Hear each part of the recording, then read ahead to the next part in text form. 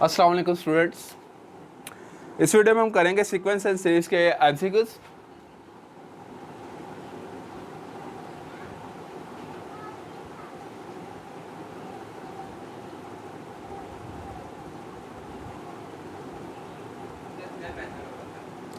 तो sequence and series का जो एमसीक्यू था, फर्स्ट एमसीक्यू हमारे पास क्या दिया हुआ है, उन्होंने कहा sequence in function whose domain is a subset of.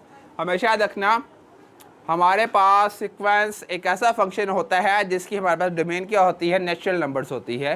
तो फर्स्ट वाले का हमारे पास आ जाएगा नेचुरल नंबर्स।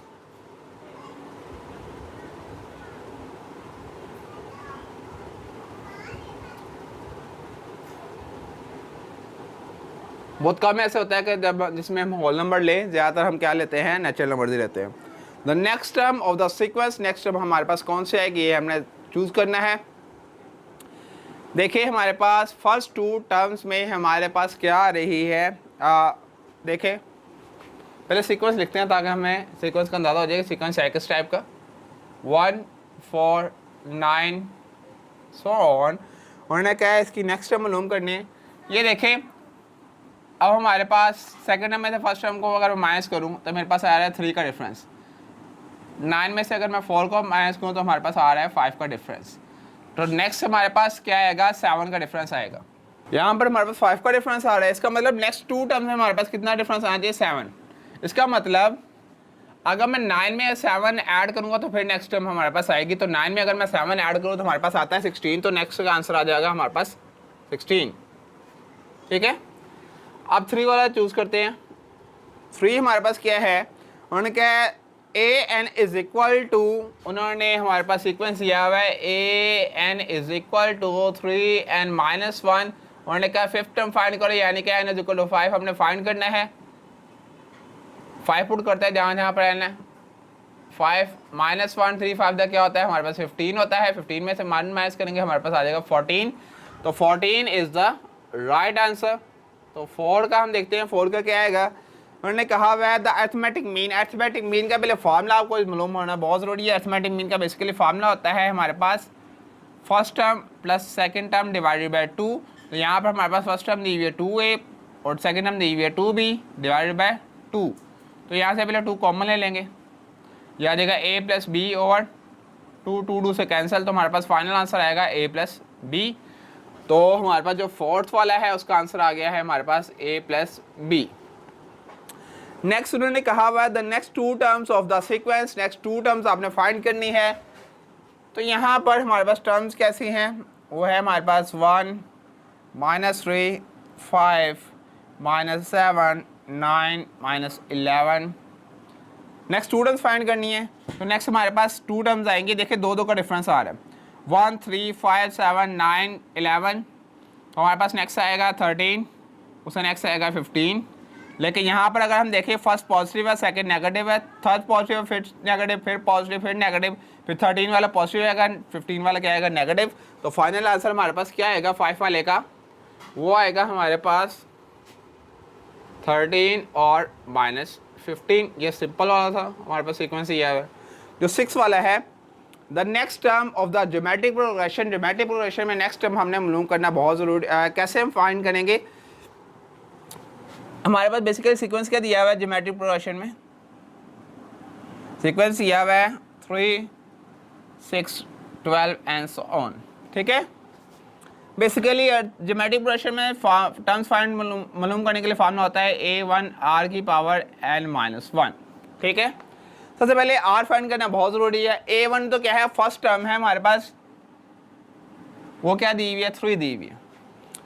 r फाइंड करना है आपने, r का फॉर्मूला होता है second term divided by first term. Second term हमारे पास क्या थी, 6 divided by first term 2।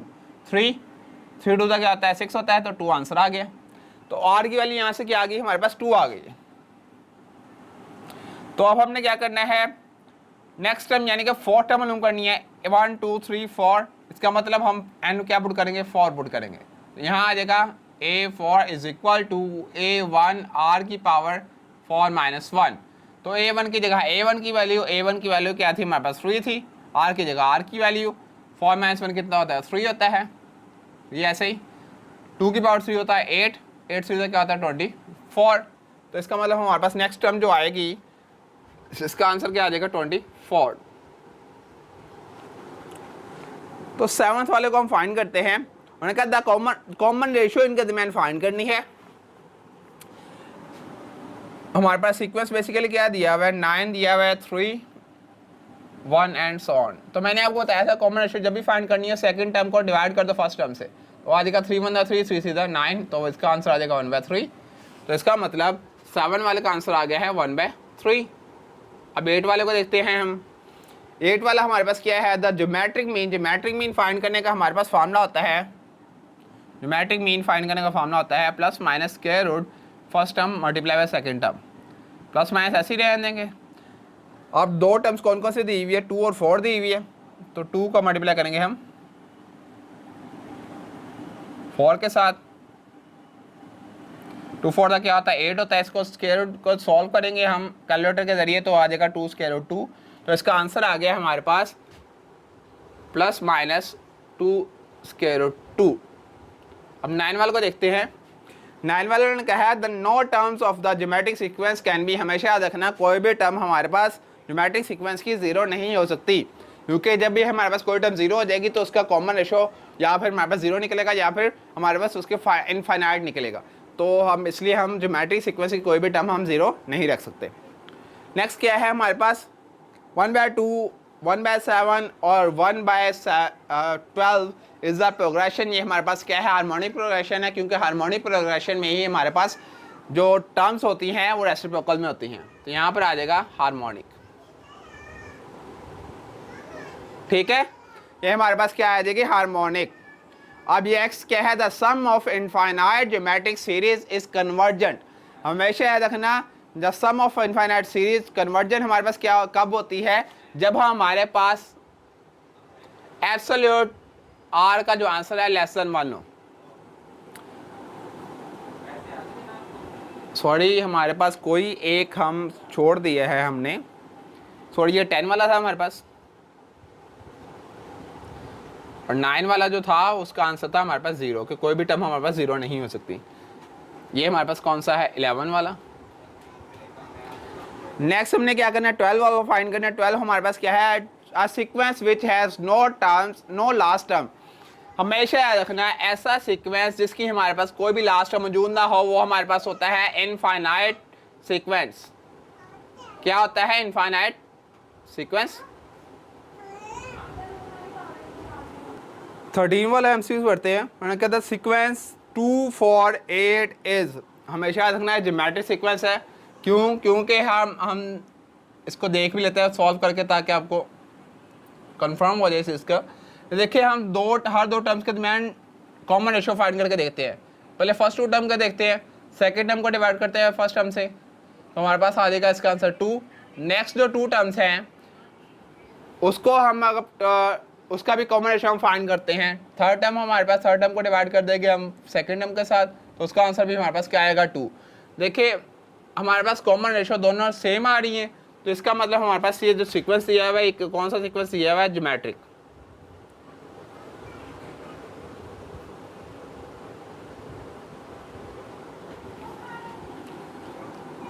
Next उन्होंने कहा हुआ है the common ratio of geometric progression is denoted by.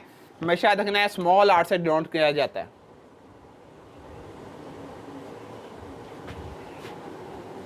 तो हम 15 को देखते हैं। नेक्स्ट हमारे पास क्या है, 15 में हमारे पास क्या कह रहे हैं वो, द नेक्स्ट 2 टर्म्स। पहले हमारे पास उन्होंने कहा the next 2 term of the sequence दी हुई है। पहले दी हुई है -5 -3 -1, 2 का डिफरेंस आ रहा है, तो इसमें 2 ऐड करेंगे, हमारे पास नेक्स्ट टर्म आएंगी 1 और नेक्स्ट टर्म आएगी हमारे पास 3। तो इसका मतलब नेक्स्ट 2 टर्म हमारे पास कौन सी आएगी, 1 और 3 आएगी। 16 को सॉल्व करते हैं। 16 हमारे पास क्या कह रहा है, उन्होंने कहा हुआ है हमारे पास n टर्म दी हुई है किसी सीक्वेंस की, ठीक है। तो यहाँ पर दिया हुआ है n+1। उन्होंने कहा कौन सी टर्म हमने फाइंड करनी है, 4 टर्म फाइंड करनी है। तो n = 4 करते हैं, यहाँ पर आ जाएगा 4 = -1 की पावर आ जाएगा 4, यहाँ पर आ जाएगा 4 + 1, -1 की पावर 4 होता है 1, तो 4 + 1 कितना होता है 5, तो 5 बनता क्या होगा 5। तो हमारे पास फाइनल आंसर क्या आ गया है 5। 17 को देखें, 17 क्या है, उन्होंने कहा if A N is equal to N का square plus 1 then A3 find करना है आपने।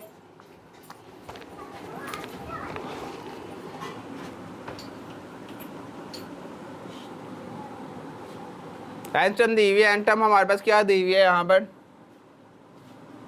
एन का स्क्वायर प्लस 1, तो उन्होंने A3 फाइंड करने का है। तो A3 हमने फाइंड करना है, यानी कि n 3 पुट कर देंगे हम, तो यहाँ पर आ जाएगा 3 का स्क्वायर प्लस 1, 3 का स्क्वायर क्या होता है 9, 9 प्लस 1 कितना आ जाएगा हमारे पास 10 आ जाएगा। तो इसका आंसर हमारे पास 17 का आंसर आएगा 10। 18 वाला सॉल्व करते हैं। 18 हमारे पास क्या दिया, उन्होंने कहा sequence in which every term is obtain by adding some fix number. हमेशा याद रखना है ऐसा सीक्वेंस जिसमें हम फिक्स नंबर को ऐड करें तो नेक्स्ट नंबर हमारे पास आ जाए, तो ऐसे सीक्वेंस को कहते हैं अर्थमेटिक प्रोग्रेशन। तो 18 वाले का आंसर हमारे पास आएगा अर्थमेटिक प्रोग्रेशन। उससे नेक्स्ट भी से मिलता जुलता है, उन्होंने कहा if the reciprocal of the terms, हमेशा याद रखना जब भी हमारे पास अर्थमेटिक प्रोग्रेशन और सीक्वेंस के हम टर्म्स का रेसिप्रोकल लें तो उससे जो हमारे पास सीक्वेंस वजूद में आता है उसे हम कहते हैं हार्मोनिक। उसे हम क्या कहते हैं, हार्मोनिक। अब हम नेक्स्ट हमारे पास क्या है 20 वाला। 20 में हम क्या कह रहे हैं, उन्होंने कहा है the common difference is, common difference हमने निकालना है। सीक्वेंस हमारे पास क्या दिया हुआ है, सीरीज दी हुई है यहाँ। तो नेक्स्ट हमारे पास क्या है +0 प्लस ऑन। तो कॉमन डिफरेंस जब भी हम फाइंड करते हैं सेकंड टर्म में से फर्स्ट टर्म को माइनस कर देंगे, तो हमारे पास यहाँ पर आ जाएगा -3 प्लस 6। तो 6 में से अगर मैं 3 को माइनस करूँ तो हमारे पास आ जाएगा 3। तो इसका मतलब कॉमन डिफरेंस हमारे पास क्या आ रहा है, यहाँ पर 3 आ रहा है। तो 21 को देखते हैं। 21 हमारे पास क्या कह रहे हैं, उन्होंने कहा हुआ है इफ़ 3 + x + 9 + 12, ये हमारे पास अर्थमेटिक प्रोग्रेशन में टर्म्स दी हुई है। तो कह रहा है हमारे पास कि हमने बताना है कि x की वैल्यू क्या होगी। तो हमेशा हमने जो 2 टर्म्स दी हुई हैं उन दोनों का हम कॉमन डिफरेंस निकलें कितना है। 12 में से अगर मैं 9 को निकालूँ तो 3 आ रहा है, तो इसका मतलब हमारे पास इनका कॉमन डिफरेंस क्या है, 3 है। तो अगर मैं फर्स्ट टर्म में 3 ऐड करूँ तो नेक्स्ट टर्म आ जाएगी, यानी कि x आ जाएगा। तो 3 में 3 को अगर ऐड करूँ तो मेरे पास क्या आ जाएगा 6। तो 6 इज़ द राइट आंसर। तो नेक्स्ट हमारे पास क्या है 22 का अगर देखिए तो हमारे पास क्या आएगा, उन्होंने कहा है इफ़ 1/3 1/7, सीक्वेंस क्या दिया हुआ है यहाँ पर 1/3 दिया हुआ है, 1/7, 1/11 और 1/15 सो ऑन। तो उन्होंने कहा है इसको पहले हम अर्थमेटिक प्रोग्रेशन में चेंज करते हैं। अर्थमेटिक प्रोग्रेशन में चेंज करेंगे तो हमारे पास क्या आ जाएगा 3, 7, 11 और 15। और हम उन्होंने कहा है A3 यानी फाइंड करो, तो हमारे पास थर्ड टर्म क्या आ जाएगी 11 आ जाएगी। ठीक है, इसका मतलब थर्ड टर्म हमारे पास क्या आ जाएगी 11। तो उन्होंने थर्ड टर्म भी फाइंड करने कहा था, तो थर्ड टर्म हमने फाइंड कर ली है। उन्होंने कहा फार्मूला फॉर द सम ऑफ द n terms of the geometric sequence, उन्होंने कहा हुआ if absolute value of r less than 1, हमेशा याद रखना जब भी लेस देन 1 होगी तो उसका आंसर हमारे पास क्या आएगा A1 1 माइनस r की power n divided by 1 minus r।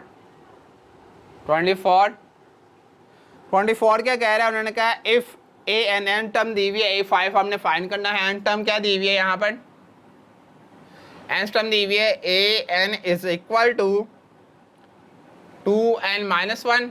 n की जगह पर 5 पुट कर देता हूँ मैं, क्योंकि A5 फाइंड करना है। 2 5 -1, 2 5 का क्या होता है 10, 10 - 1 कितना होता है 9। तो इसका मतलब 24 वाले का आंसर आ जाएगा हमारे पास 9। अब हम देखते हैं 25 हमारे पास क्या है, हमने अर्थमेटिक मीन फाइंड करना है दो टर्म्स के दरमियान। दो टर्म्स जो दी हुई है कौन सी दी हुई है हमारे पास 2 और -2, इन दोनों के दरमियान हम फाइंड करेंगे। फार्मूला बेसिकली अर्थमेटिक मीन का क्या होता है मैंने आपको बताया था, a+b/2। इन दोनों टर्म को ऐड करके 2 पर डिवाइड करेंगे, लेकिन सेकंड टर्म के साथ हमारे पास माइनस का साइन है तो इसलिए मैंने माइनस लगा दिया। 2 - 2 क्या होता है 0 होता है, तो इसका मतलब आ जाएगा 0/2। तो 0 के साथ कोई भी नंबर डिवाइड करें उसका आंसर क्या आता है 0 आता है। तो 25 वाले का आंसर हमारे पास क्या आ जाएगा 0 आ जाएगा। नेक्स्ट हमारे पास क्या है 26 वाला। 26 हमारे पास, उसमें भी हमने क्या फाइंड करना है, उसमें भी हमने अर्थमेटिक मीन फाइंड करना है। तो अर्थमेटिक मीन का फार्मूला हमारे पास क्या, वही फार्मूला लगाकर यानी कि इन दो टर्म्स को हम ऐड कर देंगे और डिवाइड कर देंगे 2 के साथ। यहाँ पर आ जाएगा ये कैंसिल, 3 में 3 ऐड करें 6 डिवाइड बाई 2 कितना होता है तो हमारे पास 27 जो है, 27 हमारे पास क्या आएगा, 27 दिया हुआ है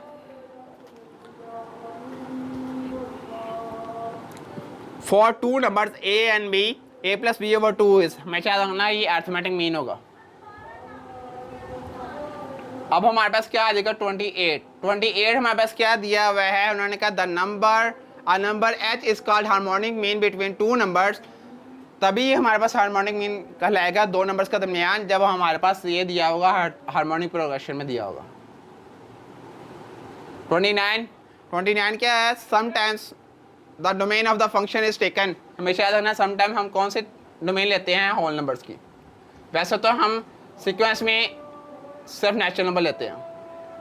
30 लास्ट वाला दिया हुआ इन्होंने कहा है the next term of the sequence 5, 10, 16, ये देखिए नेक्स्ट टर्म हम कैसे फाइंड करेंगे, सीक्वेंस को देखें अंदाज़ा हो जाता है हमें। हमारे पास फर्स्ट टू टर्म के दरमियान 5 का डिफरेंस आ रहा है, नेक्स्ट टू टर्म के दरमियान 6 का डिफरेंस आ रहा है, इसका मतलब नेक्स्ट टर्म टू टर्म्स के दरमियान 7 का डिफरेंस आएगा। तो 16 में अगर मैं 7 को ऐड करूँ तो हमारे पास आंसर आता है 23। तो 30 वाले का जो आंसर है वो हमारे पास आ जाएगा 23। तो 23 इज द फाइनल आंसर। इसी के साथ हमारे पास चैप्टर 7 के एमसीक्यूज हो गए कंप्लीट। अगर आपको इस इन एमसीक्यूज में किसी किस्म का कोई इशू हो तो आप कमेंट सेक्शन में पूछ सकते हैं। बहुत शुक्रिया।